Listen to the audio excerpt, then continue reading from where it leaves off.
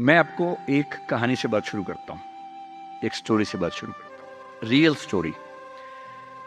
Story से इसलिए कि स्टोरी से बात समझ में ज़्यादा आती है।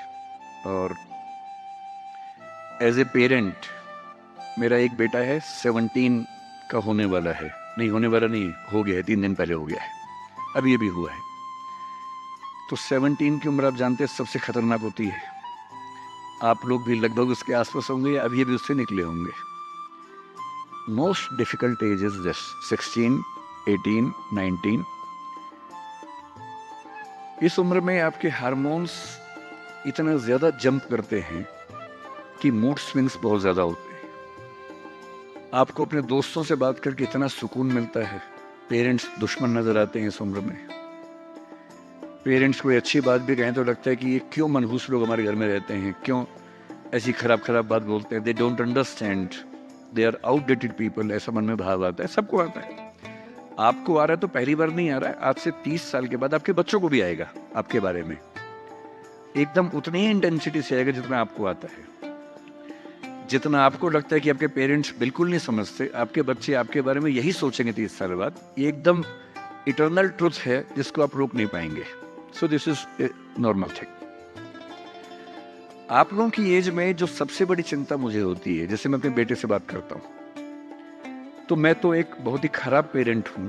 खराब पेरेंट का मतलब मैं कभी कहता ही नहीं कि पढ़ो, कभी कहता ही नहीं कि टॉप करो, मैं कभी नहीं कहता। मैं सिर्फ ये कहता हूं कि बेटा हर साल एक क्लास पास करते रहो, काफी है।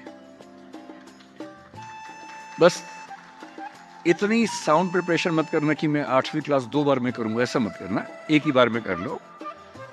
और मैं कभी परसेंटेज पूछूंगा नहीं आपसे, मैं पूछता भी नहीं, हालांकि वो बता देता है, लेकिन मुझे उसमें इंटरेस्ट है नहीं। वट एवर परसेंटेज ही गेट्स।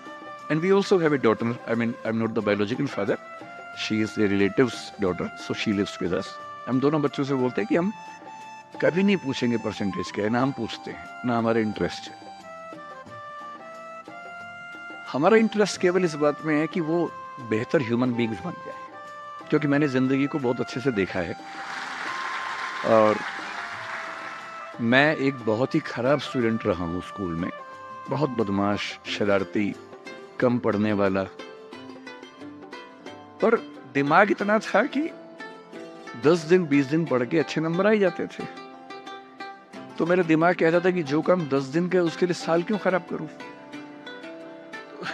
जब 10 दिन में हो ही जाता है तो 10 दिन खराब करेंगे उसको। और दूसरी बात, ओवर द ईयर्स मैंने ये सीखी है कि जो मैंने स्कूल में पढ़ा था उसमें से बहुत कम जिंदगी में काम आता है। मैंने ट्रिगोनोमेट्री पढ़ी, मेरी जिंदगी में कभी काम नहीं आई। मैं कभी थीटा बीटा लगा ही नहीं पाता कहीं पर भी, आज तक यूज नहीं किया मैंने थीटा, कहाँ थी यूज करूं, काम में नहीं आया।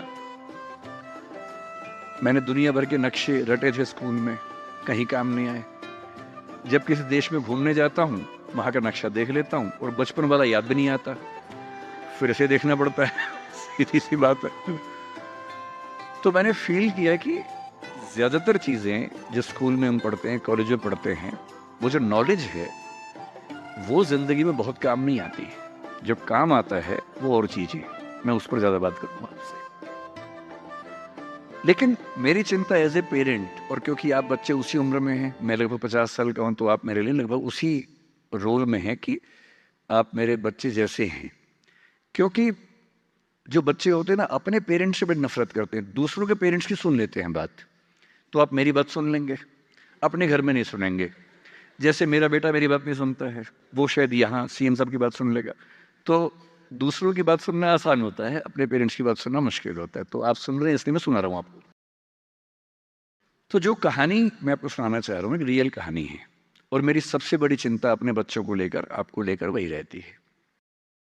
मैं जब भी कोई कहानी सुनाता हूँ, नाम, जगह, वो सब बदल देता हूँ ताकि किसी की प्राइवेसी पर हमला ना हो। सबकी राइट टू प्राइवेसी है ना। एक बच्चा था जिसको मैं जानता हूँ, बचपन से जानता हूँ, बहुत ही जबरदस्त आर्टिस्टिक बच्चा, म्यूजिक का उस्ताद। उसके घर में लगभग सब लोग म्यूजिक के उस्ताद थे। इंस्ट्रूमेंटल म्यूजिक, वोकल म्यूजिक, हर चीज में अच्छा, पढ़ने में भी ठीक, बढ़िया। और जब हम स्कूल में थे, वो मेरी क्लास में तो नहीं था, थोड़ा सा अलग क्लास में था, पर स्कूल में बहुत पॉपुलर था, being into music. I was in debating, he was into music. और बाद में उसने हमारा स्कूल छोड़ भी दिया कुछ समय के बाद, फिर वो कहीं और चला गया, फिर हमारा मिलना नहीं हुआ। उस समय ना तो व्हाट्सएप था ना यूट्यूब था, तो बाद में मिलने का स्कोप भी नहीं रहता था। जो एक बार चला गया वो चला ही जाता था उस समय। अब तो बच्चे जिंदगी भर दोस्त रहते हैं। फिर जब मैं दिल्ली यूनिवर्सिटी में आ गया, ग्रेजुएशन कर चुका था, उसके बाद अचानक मुझे एक बचपन का दोस्त मिला, जिसने मुझे एक इंटरेस्टिंग क्या डेवास्टेटिंग बात बताई। तो बात चल रही थी कि स्कूल के दोस्त कहाँ कहाँ हैं, क्या कर रहे हैं। तो बातों बातों में उसका जिक्र भी आया। तो मैंने बड़ी उम्मीद से पूछा, मैंने कहा वो तो बॉम्बे चला गया होगा, फिल्म इंडस्ट्री में चला गया होगा। तो मेरे दोस्त ने पूछा कि तुम्हें नहीं पता उसके बारे में? मैंने कहा नहीं। उसने कहा यार वो जेल में है, and he was one of the most creative students of our school. मैंने कहा जेल में क्यों है? बोले सच में नहीं पता। मैंने कहा सच में नहीं पता मुझे। तो ग्रेजुएशन करने के लिए जब गया, तो पता नहीं क्या हुआ, उसकी थोड़ी संगति खराब हो गई। बैड कंपनी जिसको हम बोलते हैं, जो इस उम्र में अच्छी लगती है, वही वाली। कॉलेज लाइफ में थोड़ी बहुत बैड कंपनी सबकी होती ही है, हल्की फुल्की होती है, एक सामान्य बात है। अच्छा, बच्चा बच्चा ना रहे ये भी तो अच्छी बात है ना, थोड़ा बचपन तो जीना भी चाहिए, थोड़ा शरारतें करनी भी चाहिए। पर किसी किसी का दुर्भाग्य होता है कि ज्यादा हो जाता है, उसके साथ ऐसा हुआ। मतलब 1000 लोग जाएंगे तो उनमें से एक आध वापस आएगा, वो भी इतने मुश्किलों से जो ऑलमोस्ट इम्पॉसिबल है। I have seen many such cases. Social welfare department से मेरे कई दोस्त ऑफिसर से, तो मैं उनसे जब पूछता हूँ, बताते हैं मैंने ऐसे लोगों को देखा है 10-10 साल से स्ट्रगल कर रहे हैं एडिक्शन से बाहर आने के, नहीं आ पा रहे, खत्म हो गए हैं। उस बच्चे को ड्रग्स की आदत पड़ गई कॉलेज में जाके, पेरेंट्स को पता ही नहीं था। तो जब पेरेंट्स को भनक लगी तो उसको दबाव बनाया कि तुम घर आ जाओ। अब वो जिस कंपनी में था, दोस्तों वाली कंपनी में, वहाँ अब ड्रग्स बहुत महंगे होते थे, पैसे घर से बहुत कम आते थे, जितने पैसे एक मिडिल क्लास फैमिली दे सकती है। अब वो घर से ज़्यादा पैसे मांगने लगा, पैसे मिलते नहीं थे। उसको अपने ही घर के लोगों पर गुस्सा आने लगा। तो एक बार वो अपने घर आया हुआ था छुट्टियों में, और वहाँ भी वो कुछ कुछ करता रहता था। उसके पेरेंट्स ने उसको बहुत समझाया कि बेटा ऐसा मत करो,